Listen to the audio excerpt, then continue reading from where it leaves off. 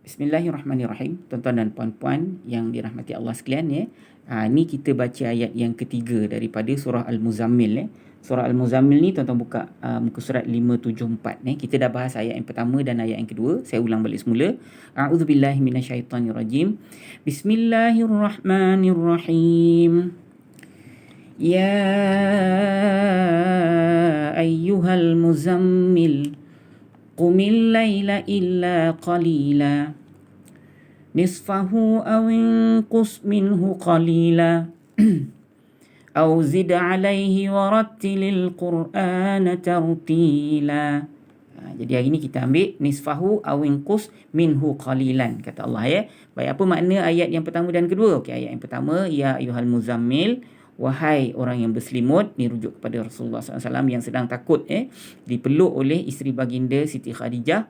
Jadi Allah Ta'ala panggil Rasulullah ni dengan panggilan yang menjadi peristiwa kepada beliau kan Rasulullah pulang, zammiluni selimutkan aku wahai Khadijah. Jadi Allah panggil dia, wahai orang yang berselimut, qumil laila illa qalila, bangun oleh engkau di waktu malam kecuali sedikit. Ini perintah daripada Allah masa ayat ni turun khusus kepada Rasulullah sallallahu alaihi wasallam lah, tapi secara umumnya untuk kita hari ni tuan-tuan Jadi kalau kita nak menghadapi cabaran dunia untuk kita jadi orang yang dekat dengan Allah Taala, kita follow lah apa yang Rasulullah telah diperintahkan. Dulu pernah wajib sekejap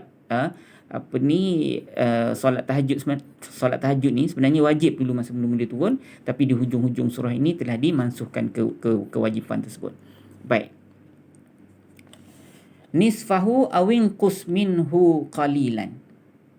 Nisfahu awin qus minhu qalilan, kata Allah Dalam ayat sebelum ni kan Allah kata, Allah sebut qum laila illa qalilan, bangun oleh engkau di waktu malam kecuali sedikit saja untuk kamu tidur kan, untuk engkau tidur bangun malam, kata Allah Taala kepada Rasulullah masa ayat ni turun kepada Rasulullah, bangun malam wahai Rasulullah kecuali sedikit saja kamu tidur, kecuali sedikit saja engkau tidur.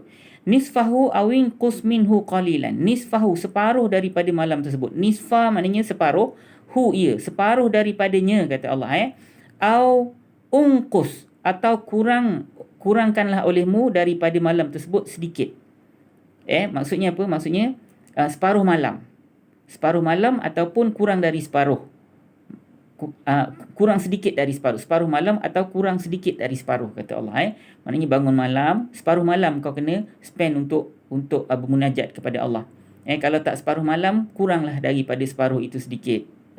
Kurang daripada separuh itu sedikit, cuba tuan-tuan bayangkan malam tu daripada pukul berapa sampai pukul berapa, tuan-tuan kiralah separuh daripadanya. Katalah kita ambil kita ambil daripada pukul 9 malam kan, dan habis malam tu kita consider masuk waktu subuh. Cuba tuan-tuan tengok pertengahan tu, pertengahan yang terakhir ke, macam itulah tuan-tuan ambil berapa jam, itulah separuh daripada malam tuan-tuan Kalau tak mampu untuk tidur dulu, sebab kita ramai orang kalau tidur lepas tu dia terus berlayar sampai ke pagi kan. Jadi kalau takut peringkat permulaan, buatlah sebelum tidur tuan-tuan Tunggu bila orang semua dah tidur dalam pukul 12 tu, tuan-tuan start buat. Buatlah setengah jam ke 1 jam ke. Kalau untuk mula-mula baru nak mula, buatlah 3 rakaat dulu pun tak apa tuan-tuan.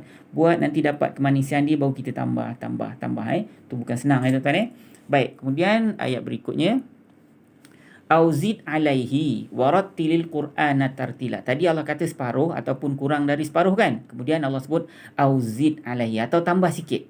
Separuh kemudian lebih daripada separuh tu sedikit. Warattilil qur'ana tartila, dan bacakan olehmu Al-Quran tartil dengan bacaan yang tartil, dengan sempurna dan sempurnakan bacaan Quran dengan bacaan yang sempurna. Itulah lebih kurang. Rattil ni kita boleh kata baca dengan sempurna, bukan baca saja Jadi tuan-tuan, ini adalah perintah daripada Allah Azza wa Jalla. Tuan-tuan, kalau baca Quran waktu malam ni lain tuan-tuan. Tuan-tuan cuba try. Cuba, tak percaya, tuan-tuan try satu hari. Kalau hari pertama tu tuan-tuan tak dapat kemanisan dia, besok try lagi. Lusa try lagi. InsyaAllah dalam masa seminggu tu, doalah pada Allah Ta'ala. Allah Ta'ala akan bagi sesuatu yang istimewa dalam bacaan Al-Quran tersebut. Try lah tuan-tuan, tak percaya Ramai orang yang sebut gitulah. Saya tak adalah rajin sangat tapi sesekali tu kalau try kan, rasa seronok malam-malam baca tuan-tuan Okey, auzid alaihi, atau tambah sedikit daripada malam tersebut. Maknanya bangun solat malam separuh malam Kalau tak boleh separuh malam, ni ayat sebelum kalau tak boleh separuh malam, kurangkan sikit daripada separuh. Ataupun kalau kurang, kalau ada kerajinan ataupun kalau ada kelebihan kita rasa kita selesa pada hari tersebut, auzid alaihi, atau tambah sikit daripada separuh tu. Kemudian kata Allah, warattilil qur'ana tartila, dan bacalah Al-Quran dengan tartil. Ini semua amalan-amalan kita pada waktu malam, waktu orang lain tidur. Kenapa Allah sayang sangat orang tahajud? Sebab kita buat benda-benda orang tak tahu.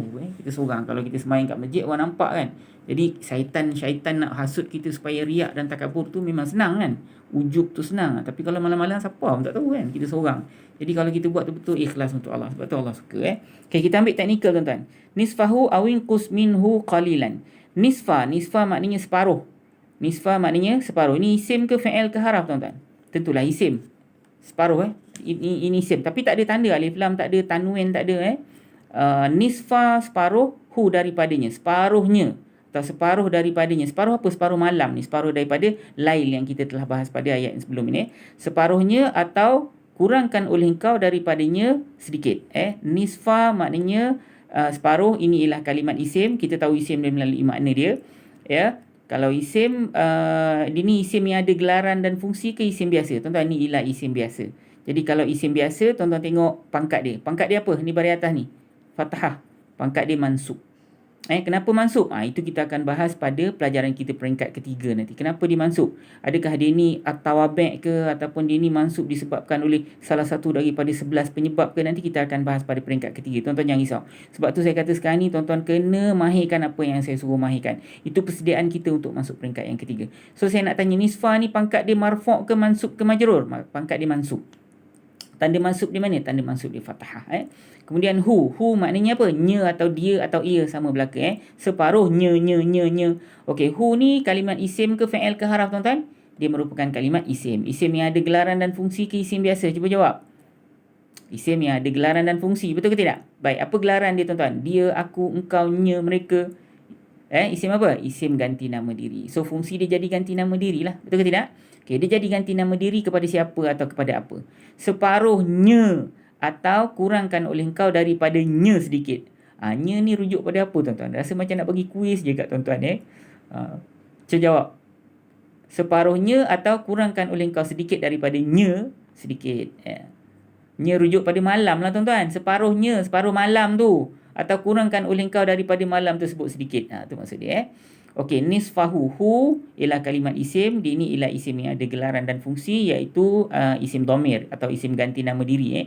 Isim dhamir atau isim ganti nama diri. Baik, dia jadi dhamir kepada siapa? Dia jadi dhamir kepada malam tu. Separuhnya, nya tu rujuk kepada malam. Baik tuan-tuan, ini isim yang ada gelaran dan fungsi. Dia mabni ke mu'rab tuan-tuan? Boleh ubah baris ke tidak?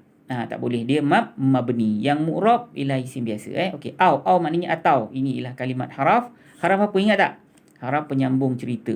Kemudian ungkus. Tuan-tuan. Ungkus maknanya apa? Ungkus maknanya kurangkan oleh engkau, kurangkan olehmu. Ini ialah kalimat apa tuan-tuan? Kurangkan oleh engkau, duduk oleh engkau, pergi oleh engkau, makan oleh engkau. Itu isim ke fi'il ke haraf tuan-tuan? Itu ialah kalimat fi'il. Fi'il apa tuan-tuan? Kurangkan oleh engkau. Ini ialah fi'il amar. Betul ke tidak? Fi'il amar ataupun fi'il suruh. Ini fi'il amar. So kalau fi'il, soalan tetap sama. Apa ganti nama diri dekat dalam dia? Ganti nama diri mu lah. Betul ke tidak? Mu lah. Baik. Ganti nama diri dia mu. Mu rujuk pada siapa tuan-tuan? Cuba jawab. Kurangkan olehmu, wahai Nabi Muhammad SAW. Pandai. Kurangkan oleh engkau, wahai Muhammad, daripada malam tersebut sedikit.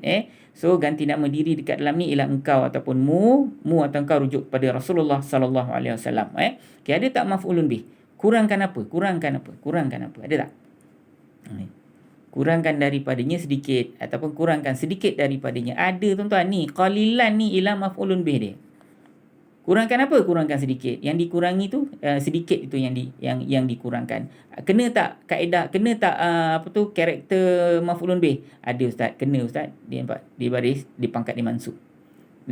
Okey, tuan-tuan dah tahu ganti nama diri dia apa, rujuk pada siapa, dan ada atau tidak maf'ulun bih. Jawapannya ada, qalilan. Okey, min. Min maknanya dari, ni haraf jar. Hu sekali lagi sama tuan-tuan. Hu ni ialah isim yang ada gelaran dan fungsi. Isim dhamir. So dia jadi dhamir pada apa? Kurangkan oleh engkau daripada nya sedikit. Nya rujuk kepada malam, sama macam hu yang dekat sini juga. Dia isim yang ada gelaran dan fungsi, dia mabni, tak payah bahas. Okey, qalilan. Qalilan maknanya sedikit. Ini ialah kalimat kalimat isim. Isim yang ada gelaran dan fungsi ke isim biasa tuan-tuan. Qalilan, qalilun, qalilin. Ni ialah isim biasa. Kalau isim biasa dia mu'rab. Mu'rab ke mabni? Mu'rab lah ustaz. Mu'rab mana apa? Mu'rab boleh tukar baris hujung. So tuan-tuan, dia ni sedang berpangkat apa tuan-tuan? Isim biasa kena cari pangkat. Dia pangkat marfu' ke mansub ke majrur tuan-tuan? Dia sedang berpangkat mansub. Ya, apa tanda dia sedang berpangkat mansub? Baris dia ustaz, dia dapat baris fathah. So dia berpangkat mansub. Okey, baik. Kita pergi pada ayat yang berikutnya. InsyaAllah kita ada masa tuan-tuan. Au zid alaihi warattilil qur'ana tartila. Atau zid, tambahkan oleh engkau wahai Muhammad kepada ke atas malam tersebut. Tambah sikit dari separuh tadi. Warattilil qur'ana tartila, dan rattil, baca oleh engkau Qur'ana, Al-Quran dengan tartil. Okey, au zid alaihi, atau tambahkan oleh engkau wahai Muhammad pada malam tersebut, tambahkan semayang malam, tambahkan lebih sedikit dari separuh, tu maksud dia, dan bacalah oleh engkau akan Al-Quran dengan tartil, dengan bacaan yang tartil. Okey, atau ini ialah kalimat haraf. Haraf apa tuan-tuan? Ni ialah haraf ataf, penyambung cerita. Zid, tambahkan olehmu, tambahkan oleh engkau, tambahkan oleh engkau ataupun tambahkan olehmu. So ini ialah kalimat apa tuan-tuan? Kalimat fi'il lah. Fi'il apa? Fi'il amar. So apa ganti nama diri dekat dalam ni? Engkau ataupun mu. Mu rujuk pada siapa? Dalam konteks ayat ni masa turun dulu, dia rujuk kepada Rasulullah SAW. Ada tak maf'ulun bih? Zid alaihi, tak ada. Alaihi waratil Quran, tak ada. Tidak disebut dekat sini. Alaihi ni, hi ni lah ustaz. Maf'ulun bih, tak boleh. Ini ialah, kalau nak jadi maf'ulun bih, dia kena baris atas. Dia kena pangkat mansub. Ini pangkat dia majrur. Kenapa majrur? Sebab ala ni haraf jar, nampak? Okay, ala haraf jar. Hi ni isim dhamir. Isim dhamir dia rujuk pada apa? Rujuk pada malam tu. Okay, wa dan ni haraf ataf. Rattil, bacakan oleh engkau tuan-tuan. Okay, ini isim ke fi'il ke haraf tuan-tuan? Rattil, bacakan oleh engkau. Ini ialah kalimat fi'il. Fi'il apa? Bacalah oleh engkau. Fi'il apa tuan-tuan? Inilah fi'il amar juga. Betul ke tidak? Jadi kalau fi'il amar, dengan sini soalan saya. Kita punya kuis kejap lagi. Ada kena mengenai dengan rattil ni. Okay, rattil ni ialah fi'il. Dia fi'il amar. So kalau fi'il amar, ganti nama diri dia apa? Mu ataupun engkau. Engkau rujuk kepada Rasulullah SAW. Ada atau tidak maf'ulun bih?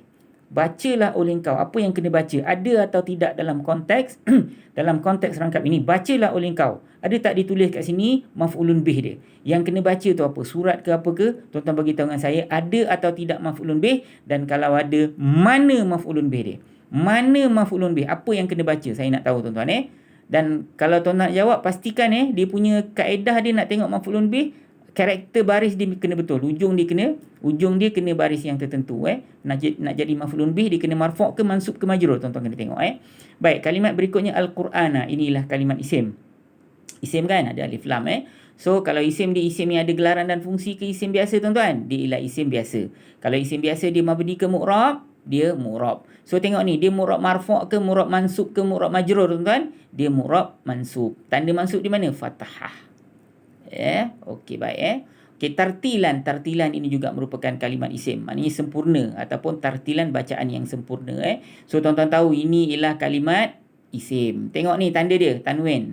Saja letak tanwin ataupun letak tanwin di sini supaya tuan-tuan jangan keliru. Allah Ta'ala tu punyalah bijaksananya tuan-tuan. Dia tak nak tuan-tuan keliru. Tuan-tuan ni fi'il ustaz. Ni bacaan sempurna bukan fi'il. Bukan. Kalau fi'il dia tak ada tanwin. Ni ada tanwin, nampak? So dia ialah kalimat isim di isim biasa. So kalau isim biasa apa pangkat dia tuan-tuan? Pangkat dia mansub. Mana tanda mansub dia? Fathah. Nampak ni? Fathah. Ni tanda mansub dia. Okey tuan-tuan, tolong saya rattil ini. Tuan-tuan tengok ada atau tidak maf'ulun bih? Kalau ada, mana maf'ulun bih dia? Kalau ada, mana maf'ulun bih? Tolong bagi tahu dengan saya.